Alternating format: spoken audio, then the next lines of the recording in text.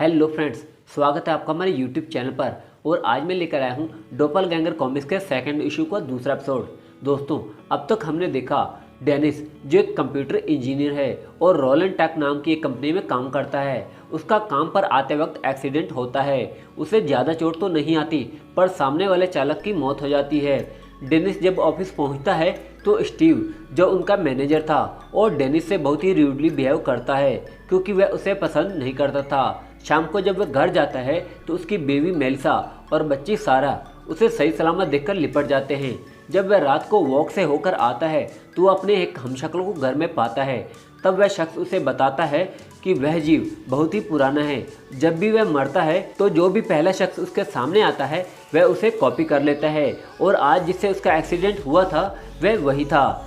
उसने उसके शरीर की, उसकी यादों की, उसके हुनर की सबकी कॉपी कर ली थी और उसके अनुसार डेनिस 72 घंटे यानी 3 दिन में मर जाएगा।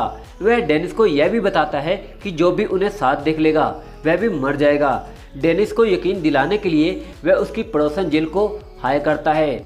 जिल जब उन्हें साथ में देखती है तो राख में बदल जाती है।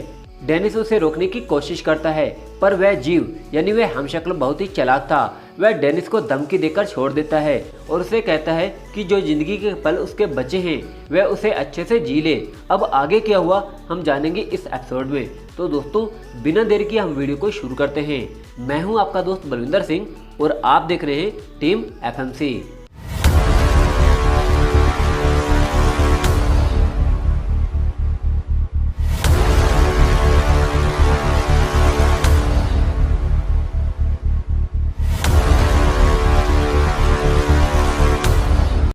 आगे हम देखते हैं वह हमशक्ल डेनिस के परिवार का हिस्सा बन गया था और उसी का शेड्यूल अपना चुका था, जैसे shaving, dressing, making back T और वर्किंग भी। वह पूरी तरह से डेनिस बन चुका था। अगला दृश्य हमें रिकी के घर का दिखाया जाता है जहां वह एक बुक पढ़ रहा है। तभी उसे बाहर से डेनिस की आवाज़ आती है, मैं बिल्कुल ठीक हूँ मेलिसा। रिकी खिड़की खोलकर डेनिस को देखता है और उसे गेम खेलने को पूछता है। इस पर डेनिस यानी वह हमशक्ल फ्राइडे नाइट के लिए टाल देता है। तब डेनिस अपनी दूसरी कार निकालता है।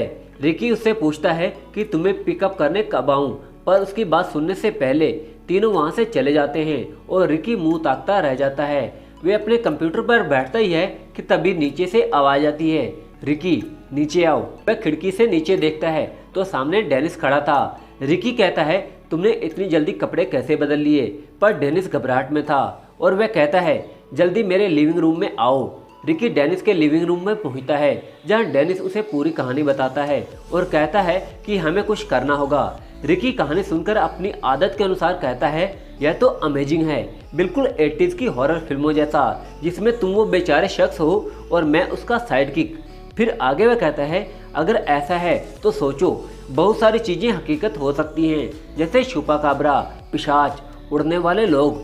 इस पर डेनिस कहता है इस मुसीबत पर फोकस करो कि इससे हम कैसे निपटें। इस पर रिकी कहता है रुको, फिल्मों में अक्सर साइड किक मारा जाता है। नो नो नो, मैं इन सबसे बाहर ही ठीक हूँ। इस पर डेनिस कहता है डैम इट रिकी, यह कोई मूवी नहीं है, मेरे बीवी और बच्ची खतरे में हैं। तुमने उन्हें सुबह उसके साथ देखा है, उन्हें तो पता भी नहीं कि वो मैं नहीं हूँ। समय निकला जा रहा है। इस पर रिकी कहता है तुम्हें कैसे पता कि कल तुम मर जाओगे, हो सकता है उसने तुम्हें डराने के लिए ऐसा कहा हो। इस पर डेनिस कहता है मैं कोई चांस नहीं लेना चाहता, उसने जो जिल के साथ किया उसे देखकर तो बिल्कुल नहीं। एक पल में जिल सामने थी और अगले ही पल वो राख बन गई।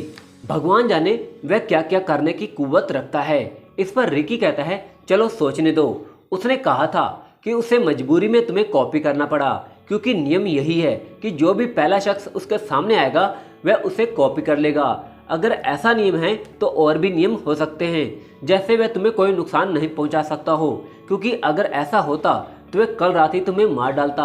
इस पर डेनिस कहता है कि हो सकता हो उसे मुझे ऐसे तड़पता देखकर मजा आ रहा हो। खैर जो भी हो, उसके रात तक आने से पहले हमें कुछ करना होगा। इस पर रिकी कहता है पिछले 3 सालों में पहली बार हम फ्राइडे नाइट फैंटेसी मिस करने वाले हैं। इतना कहते ही उसे कुछ याद आता है और वह दौड़कर अपने घर की ओर भागता है और सीढ़ियों से होता हुआ वह अपने कमरे में घुसता है और ड्रॉयर में कुछ खोजने लगता है। तब उसके हाथ में एक कार्ड नजर आता है जिसमें डोपलगैंगर के बारे में कुछ लिखा था। अगला दृश्य हमें डेनिस के ऑफिस का दिखाया जाता है, जहां वह हमशक्ल डेनिस की जगह पर काम कर रहा है। तभी वहां स्टीव आता है और उससे कहता है कि आज माइक का बर्थडे है और हम सभी लंच पर जा रहे हैं। इस पर वह हमशक्ल कहता है, ग्रेट, मैं दोपहर से पहले सारा काम निपटा लूंगा। इस पर स्टीव कहता है, मैं कोई तुम्हें इनविटेशन नहीं दे रहा हूँ, बल्कि माइक को हाफ डे लीव दे रहा हूँ और तुम्हें उसका सारा पेंडिंग काम निपटाना है। इतना कहकर वह उसे कुछ फाइलें देता है और वहाँ से जाते हुए कहता है, मुझे तुमसे पूरी उम्मीद है जिममैन। यह सुनकर हमशक्ल के होठों पर एक शैतानी मुस्कान उभरती है और तभी वह एक मेल भेजता है जो पूरे स्टाफ में डिलीवर हो जाती है। वह मेल स्टीव की थी, जो एक डेटिंग साइट की तरफ से थी जिसे उस डुप्लीकेट ने हैक किया था। उसमें स्टीव की पूरी डिटेल थी और जो पैसा उसने किसी लड़की पर डेटिंग में खर्च किया था वह सब भी। उसमें स्टीव की बायो में लिखा था कि उसकी पत्नी धोखेबाज और कपटी है और उसकी जॉब एक मजाक है। दोपहर को तुम्हारे साथ बिताए पल ने मेरा पूरा दिन बना दिया बेबी। यह मेल मिस्टर हार्लो तक भी पहुंच गई थी और डेनिस के मुंह पर एक विजयी मुस्कान थी। वह कहता है, तुम्हें जानकर अच्छा लगा स्टीव। इधर वह हमशक्ल अपना असली रंग दिखा रहा था और इधर डेनिस पहुंच चुका था हॉस्पिटल, जहां उसकी पत्नी मेलिसा काम करती थी। डेनिस उससे फेंटालिन नाम की एक ड्रग मांगता है। यह ड्रग दर्द को कम करने के लिए होती है, पर इसके साइड इफेक्ट बहुत होते हैं। ये एलर्जी को बढ़ा देती है और इससे उल्टी, बुखार और सांस संबंधी समस्याएं पैदा हो जाती हैं। जब डेनिस उससे यह मांगता है तो मेलिसा उससे गुस्से में कहती है, मैं तुमसे क्या कहूँ, समझ नहीं आ रहा, ऐसा लगता है जैसे मैं तुम्हें जानती ही नहीं। इस पर डेनिस उसे कन्विंस करता है, यह तुम्हें सिर्फ एक बार ही करना है, किसी को पता नहीं चलेगा और अगर कोई पूछे तो कह देना कि एक्सीडेंट के बाद मेरी पीठ में दर्द है। यह सुनकर मेलिसा कहती है कि तुम्हें सचमुच लगता है कि मैं अपना करियर और रोजगार दांव पर लगाऊंगी, वह भी एक बोतल फेंटानिल के लिए। मैं 2 गवाहों के बिना तो वह दवाई छू भी नहीं सकती, तो मुझसे अपने पेशे से बेईमानी और धोखेबाजी की कोई उम्मीद मत रखो। पर डेनिस कुछ कहना चाहता है, पर बीच में ही रिकी कहता है, अगर तुम यह नहीं करना चाहती तो हमें बता दो, हम चुपके से जाएंगे और वह ड्रग्स चुरा लेंगे, किसी को पता भी नहीं चलेगा। यह सुनकर मेलिसा कहती है, मुझे पता था डेनिस को इस काम के लिए तुमने ही उकसाया होगा। फिर डेनिस बहाना बनाता है कि रिकी की ट्यूशन फीस पेंडिंग पड़ी है और उसके लिए उसे पैसे चाहिए और फेंटानिल बेचने के लिए कोई इसे $3000 देगा। पर मेलिसा एक शब्द नहीं सुनती और गुस्से से कहती है कि इस बारे में हम घर में बात करेंगे और फिर वह रिकी से कहती है, घर में आने की कोई जरूरत नहीं। इतना कहकर वह गुस्से से वहां चली जाती है। इस पर रिकी कहता है, मैंने कहा था यह प्लान काम नहीं करेगा। इस पर डेनिस कहता है, वाह, तुम्हारा प्लान तो जैसे बहुत अच्छा है। इस पर रिकी कहता है, अब यही आखिरी उम्मीद है। उधर उस हमशक्ल को मिस्टर हार्लो अपने केबिन में बुलाते हैं और कहते हैं, मुझे तुमसे कुछ कहना है, पर पहले ही बताओ कि क्या ये काम तुमने किया है। इस पर वह हमशक्ल कहता है, ये सच है कि स्टीव और मैं कभी दोस्त नहीं बन पाए, पर मैं कभी किसी की जिंदगी तबाह नहीं करूंगा, क्योंकि मैं ऐसी गिल्ट से खुद को कभी माफ नहीं कर पाऊंगा। इस पर मिस्टर हार्लो कहते हैं कि ये जिसने भी किया है बहुत ही चालाकी से किया है, बिना कोई सबूत छोड़े। फिर वे आगे कहते हैं कि यह कहते हुए दुख तो हो रहा है, पर मैंने मेरे जमाई यानी स्टीव को एक लंबी छुट्टी पर भेज दिया है, या कहूँ परमानेंट छुट्टी पर। फिर वे आगे कहते हैं, डेनिस, मैं जानता हूँ कि तुमने अभी मैनेजमेंट ट्रेनिंग शुरू की है, पर मुझे खुशी होगी तुम यह जिम्मेदारी निभाओ। यह सुनकर उस हमशक्ल की बातें खिल जाती हैं और वह कहता है कि मेरे पास शब्द नहीं है, मैं क्या कहूँ, पर मुझे खुशी होगी ये करके। फिर मिस्टर हार्लो डेनिस को मुबारकबाद देते हुए कहते हैं, अगर स्टीव या उसका कोई भी चमचा तुम्हें परेशान करे तो मेरे पास बेझिझक आओ। फिर आगे वे कहते हैं कि हमेशा अपना सर गर्व से ऊंचा रखो और कभी भी खुद को किसी से पीछे मत समझो। इधर डेनिस अपने प्लान को अंजाम दे चुका था, पर वह पीछे हट रहा था। वह कहता है, मुझसे ये नहीं होगा। इस पर रिकी कहता है, तुम्हें यह करना ही होगा, मेलिसा और सारा के लिए यही समय है। फिर डेनिस कहता है, मुझे ऐसा नहीं लगता। इस पर रिकी उसे कन्विंस करता है कि इसमें बस कुछ सेकंड लगेंगे और तुम हमेशा के लिए आज़ाद हो जाओगे। याद रखो, या तो वह या फिर तुम। रिकी की बात मानकर वह रॉयल टेक में घुसता है। जून, जो एक रिसेप्शनिस्ट थी, उसे गुड मॉर्निंग कहती है, पर आज वह हड़बड़ाहट में जवाब देता है। उसके माथे से पसीना बह रहा था। फिर वह स्टोरी रूम में पहुंचकर खुद को स्पीकर पर स्टोरी रूम में बुलाता है, यानी अपने उस हमशक्ल को। यह देखकर उस हमशक्ल के होठों पर एक शैतानी हंसी उभरती है और वह बीवरली को एक मेल भेजता है जिसमें डेनिस यानी उसे IT डिपार्टमेंट का डायरेक्टर बना दिया गया है। यह देखकर बीवरली बहुत खुश हो जाती है। स्टोरेज रूम में पहुंचकर वह हमशक्ल कहता है, मुझे लगा था कि तुम एक समझदार इंसान हो, पर तुमने मेरा यह भ्रम तोड़ दिया। एनीवे, तुम्हें देखकर मुझे खुशी हुई। एक गुड न्यूज है कि अब स्टीव यहाँ कभी भी दिखाई नहीं देगा। इस पर डेनिस पूछता है, क्या तुमने उसे मार दिया? इस पर वह हमशक्ल कहता है, मैंने उसकी जान नहीं ली, मैंने तो उसे बस राख में बदल दिया।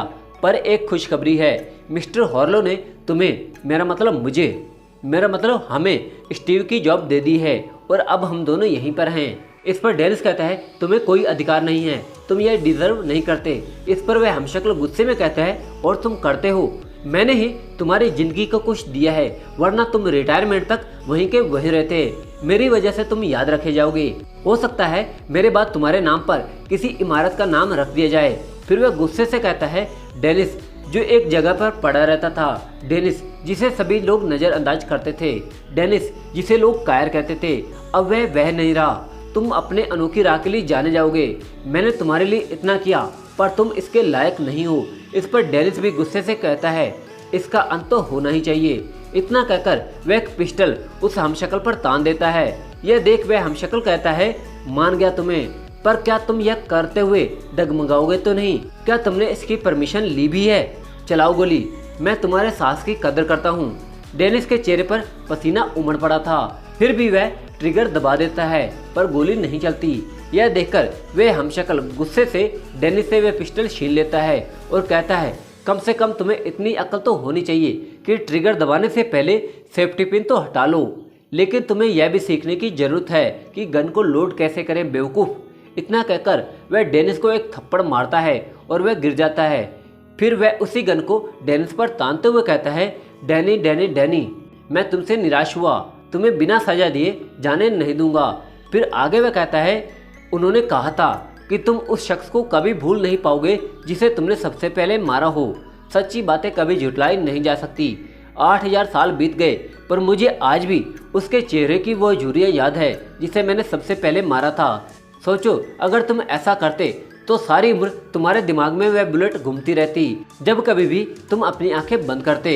हर किसी को एक सबक चाहिए। अभी वह इतना कहता ही है कि बीवरली दरवाज़ा खटखटाते हुए कहती है, ओ माय गॉश, डेनिस क्या तुम अंदर हो? मैंने अभी मिस्टर हॉर्लो का ईमेल देखा, बधाई हो। यह देखकर उस हमशक्ल के मुंह से निकलता है, बिंगो। फिर वह डेनिस का मुंह दबाकर कहता है, तुमने मुझे मजबूर किया है डेनिस यह सब करने को। इतना कहकर वह बीवरली को अंदर आने को कहता है। जैसे ही बीवरली सामने आती है और दोनों को देखती है, वह कहती है, डेनिस मुझे पता नहीं था कि तुम्हारा कोई जुड़वा भाई भी है। और इसी के साथ ये अंक यहीं पर समाप्त हो जाता है।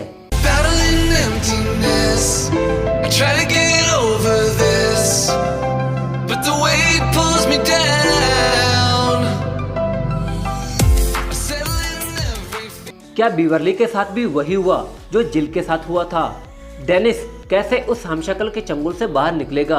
अभी वह हमशक्ल और क्या गुल खिलाने वाला था? इन सब सवालों के जवाब मिलेंगे आपको अगले एपिसोड में। उम्मीद करता हूँ आज का ये एपिसोड आपको पसंद आया होगा। अगर आज की वीडियो आपको पसंद आई हो तो वीडियो को लाइक कीजिए। अगर आप हमें सपोर्ट करना चाहते हैं तो वीडियो को शेयर कीजिए। अगर आप चैनल पर पहली बार आए हैं या चैनल को अभी तक सब्सक्राइब नहीं किया है तो प्लीज़ चैनल को सब्सक्राइब करके बेल आइकन प्रेस कर दें। आप हमें हमारे सोशल मीडिया प्लेटफॉर्म पर भी फॉलो कर सकते हैं। जुड़े रहिए हमारे साथ और देखते रहिए टीम FMC, जुनून नेवर डाई।